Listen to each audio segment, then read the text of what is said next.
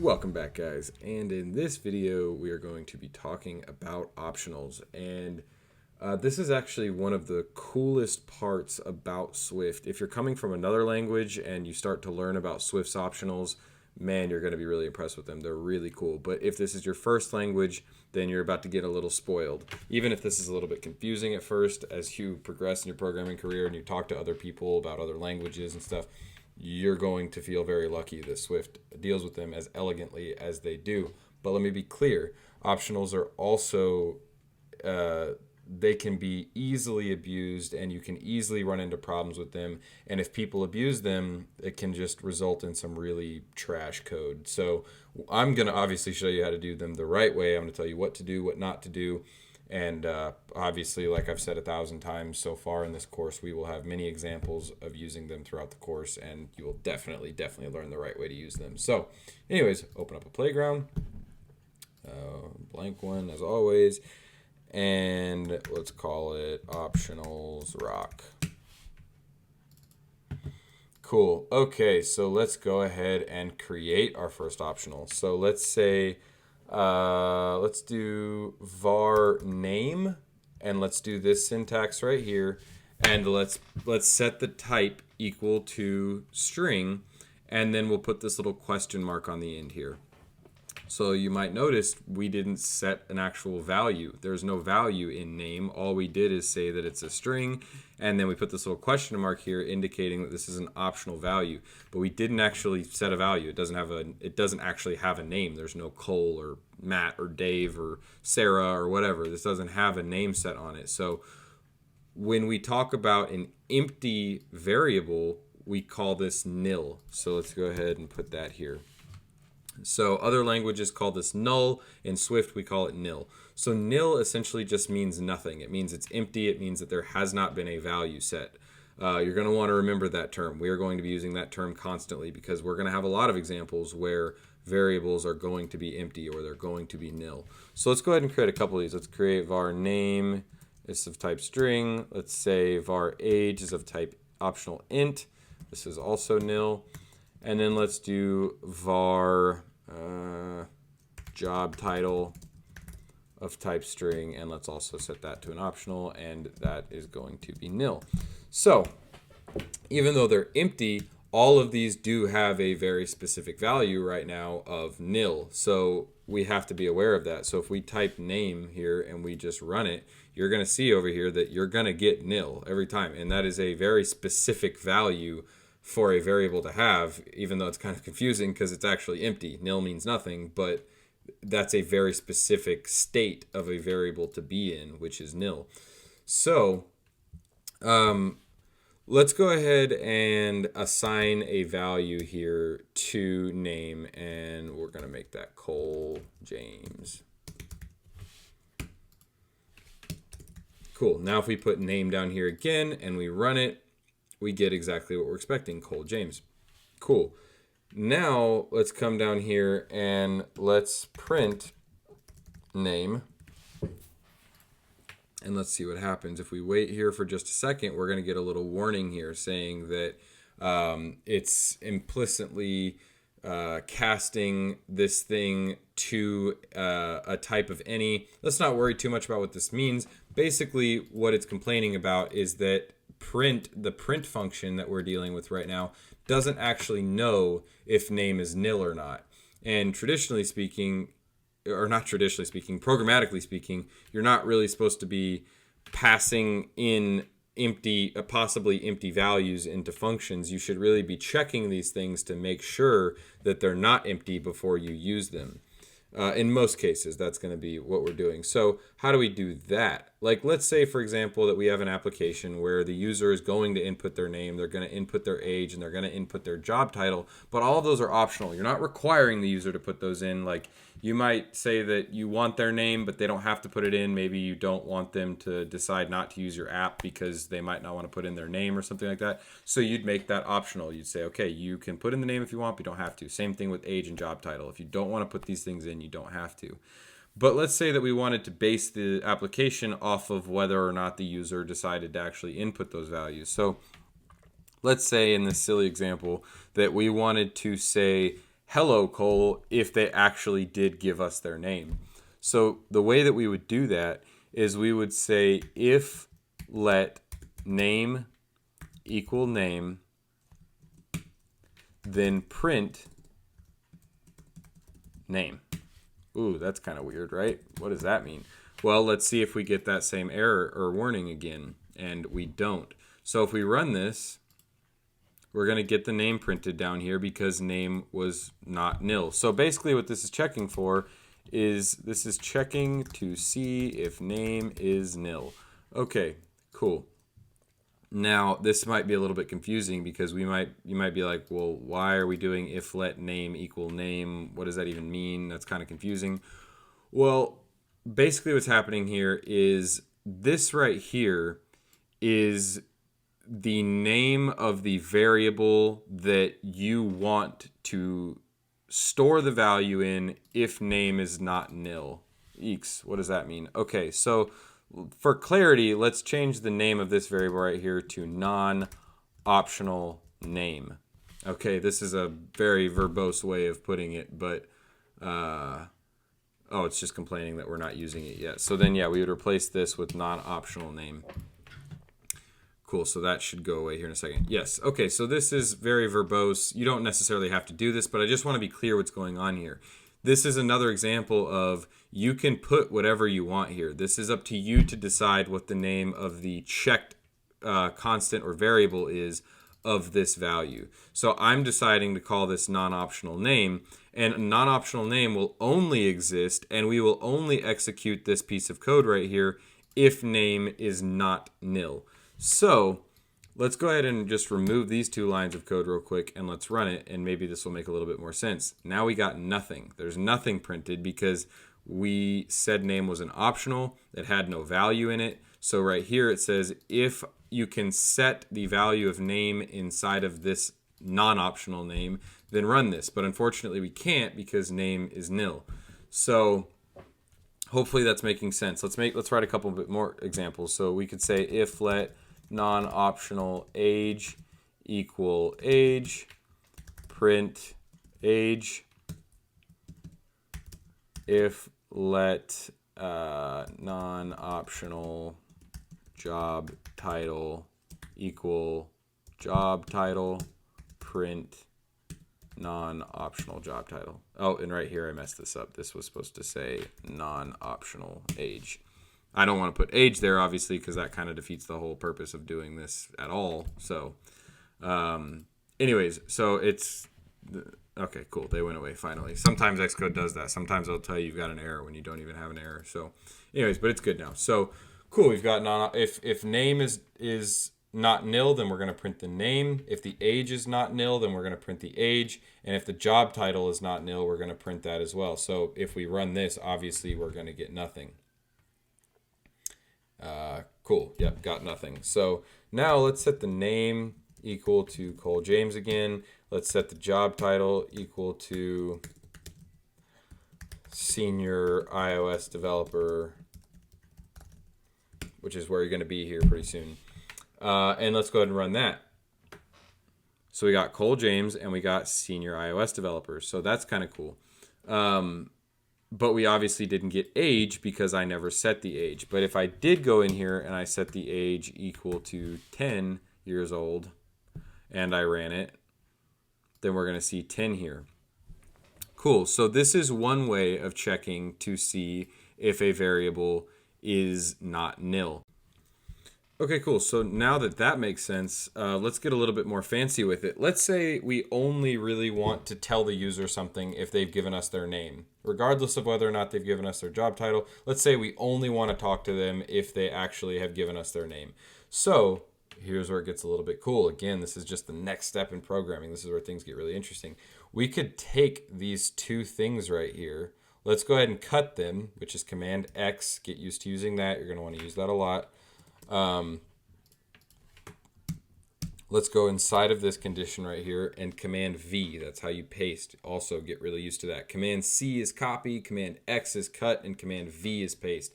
You got to get used to using those. Those are really, really important. Okay, so now kind of visualize in your head what's happening. So it's going to say, Okay, if name is not nil, then come in here and print the name. And then after that, check to see if the age is nil, print that, and then check the job title. And if that's not nil, print that. So if we run this, we get the same output that we got last time, and that might make sense. But let's say I remove this line of code right here. I'm going to keep doing this. Pause the video and see if you can kind of figure out what's going to happen here. So if you guessed correctly, then that would be nothing. We're going to get nothing happening here. And that's because we nested these two checks inside of a bigger check for the name. So the only way that this code right here is going to get executed is if this condition is true. So since name is nil, it's going to come in here and it's going to say, is name nil? Yes, it is nil. So go ahead and skip all this code and resume right here. And it's never going to do any of this because name was nil. So anything inside these braces is never going to get executed if name is nil. Hopefully that makes sense. You could toy around with it a little bit, try a couple examples, and see what you think. But let's go ahead and put name back. We're going to set name equal to Cole James again. And let's get a little bit more personalized with this. This is no fun just printing, whatever, just Cole James 10 senior iOS developer. Let's actually do a little bit of string interpolation. Let's kind of start combining some of the things that we learned in the last video, or the last couple videos, I should say. So if you remember string interpolation, we need to put a couple of double quotes right here, and then we need to put what we want inside here. So let's do hi, and then let's do our interpolation right here and put the non-optional name. We'll put an exclamation point. It's nice to meet you. Cool. If we run that, it's going to say, hi, Cole James. It's nice to meet you. Pretty cool. Now, here's the really unique thing. Since we put this logic right here inside of the name check, we also have access to the name property that is definitely not nil because we already checked for it inside here. So what we could do is maybe let's put another string right here, and we could put non-optional name is non-optional age years old. And if we run that, it's going to say Cole James is 10 years old. Pretty cool. And then right here, we could put non-optional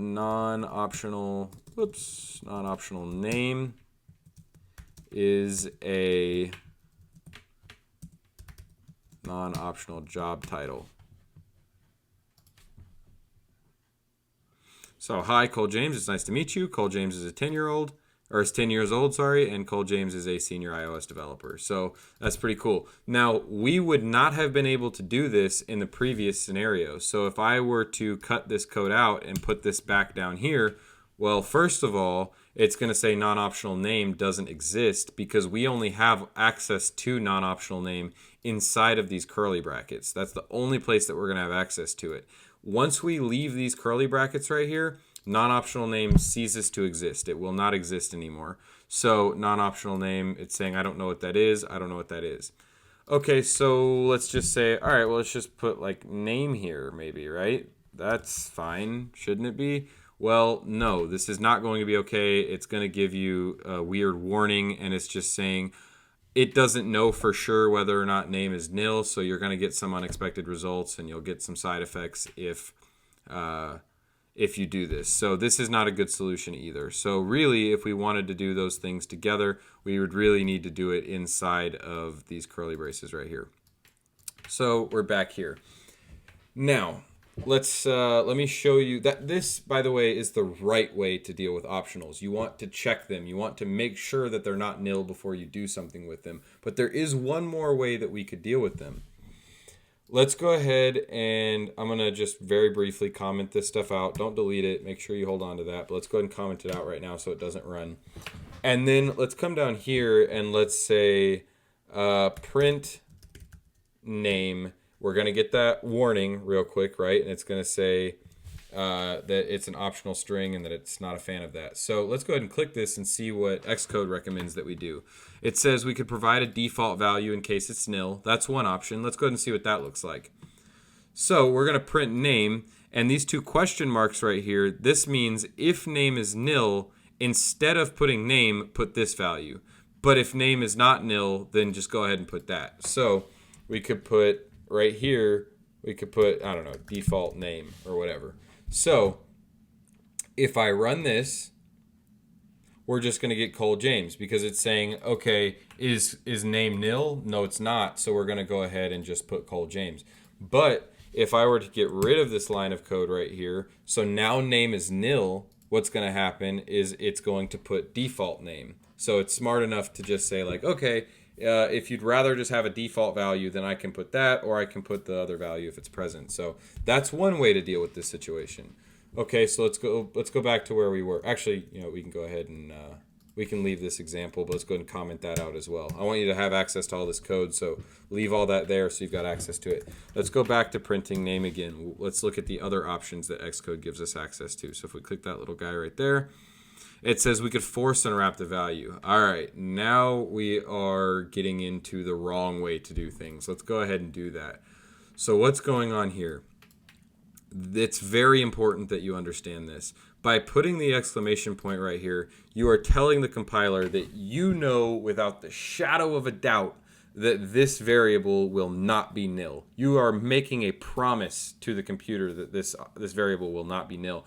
And this is a bold thing to do. There are very few, I actually want to just tell you, there's 0 cases in programming where this is appropriate. You can always check a variable first.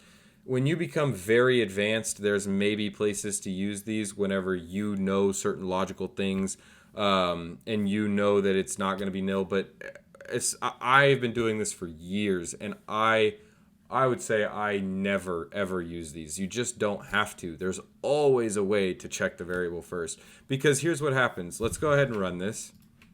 You'll understand why I'm being so adamant about this here in a second. So you're saying, I know this isn't nil, compiler. I know it's not nil. And it's saying, okay, cool, got it. Cole James, sweet. It's definitely not nil. You were correct. I'm just going to do what you told me to do, which is print name. Okay, well, let's go ahead and delete this line of code. This is where things get messy. Let's go ahead and run that. Boom, we got our first crash. This is what this obscure crash message looks like. It's obviously very obscure. You're not going to be expected to know what this means.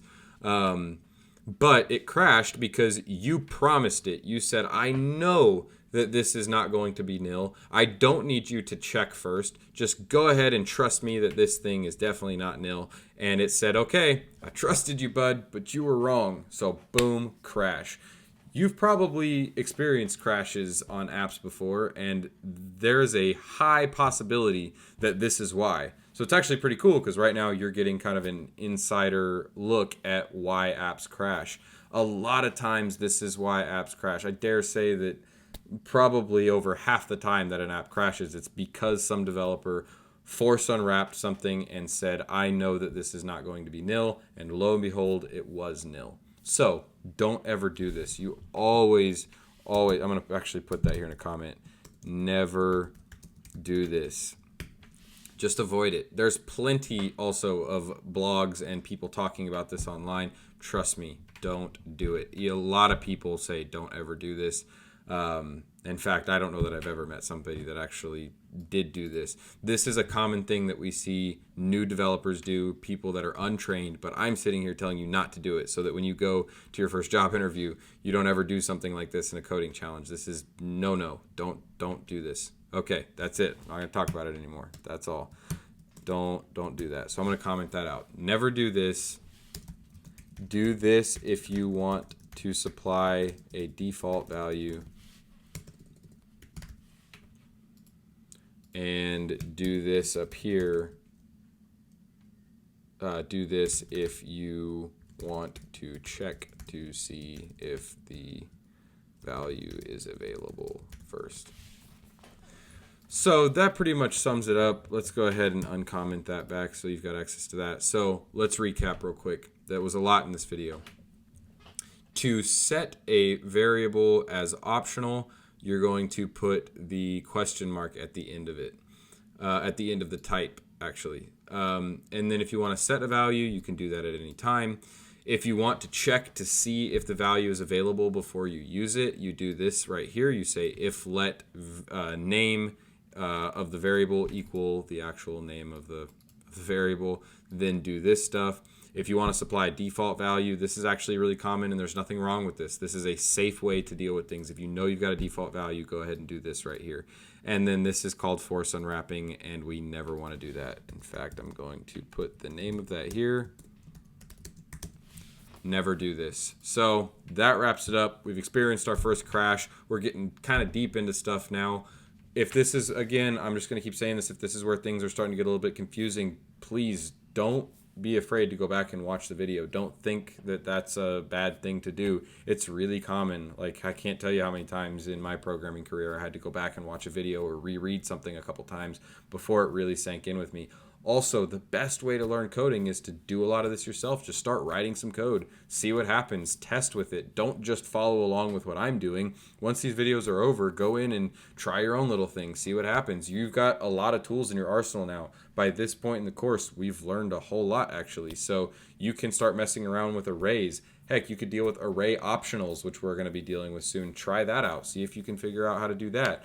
Do a couple little checks, do a couple little conditions, do some loops, and just try a bunch of stuff. That's the name of the game. That's what programming is. That's what's so cool about it. I think that's the most exciting part about it, is it's just this open canvas. You get to build whatever you want. Rant over. Let's pick up.